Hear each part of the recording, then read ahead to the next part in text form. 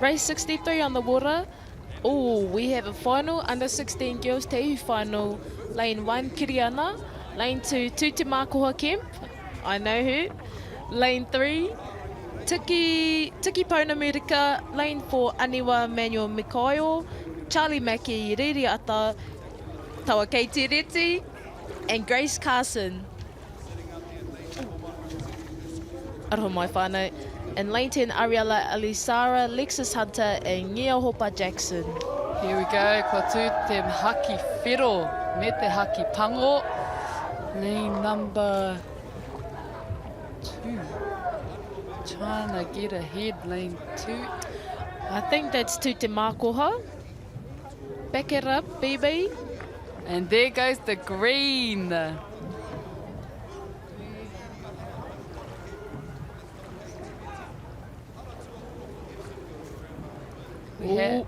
I have one of my idols in here, Katie Reti.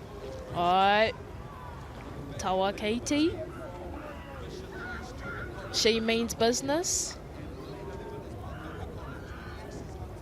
Lane 6 and 7. Neck and neck. That's Katie and Riria. That is Tiki Pounamirika on our screen, and Aniwa and Charlie Mackie. Oh, lane. It's good to see some rangatahi from Tūranga putting on a showcase in this final. Ka pai girls, I'm sure you've made your club very proud, and your coaches. Ka pai Riria. Riria ata, ka hoi a mō harauta wako hoi, puhi kaiariki. Lane 5, 6, 7 and 10. But we've got Katie and Riria battling it out. Katie from the whānota. Ahoi horo team te are.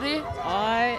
And who is it going to be? They both mean business. Oh, Go it's girls. a close finish. Yeah! And Katie Tawa Reti Katie. takes it out for the under 16 girls W1 division. So happy. Oh, come on. We love you, Katie. She is the under 16 secondaries champ for 2026. These are new colours for our mete over here, Oh, but te rito. Te kuratai o te rito. Ka pai. Oh, nicey, Katie. Nice start. Who was that? Lane 3. Tiki Pounamu. Riria. Oh, but Katie just came what in. Wow, what a finish. I think that was Lexus. Oh, ka pai Ka koe. pai, Katie. Titiro. I Team think Te Are blade she's Lexus using. Bit of promo, Dewi. Aye. She's also going to Singapore. Aye. So if you want to tautoko her haerenga, please feel free to do so. Let her mother Shivoriti know, please. The results in first place, Katie Reti with a time of 1:19.44 seconds. Second, Riria Ata with a time of 1:19.72 seconds.